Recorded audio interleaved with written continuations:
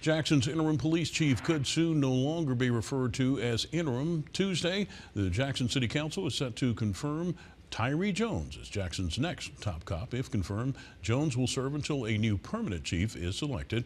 The Hinds County Sheriff is now serving as interim chief. However, under state law, interim appointees can only serve 90 days. Jones was appointed in late August following the resignation of former Chief Joseph Wade.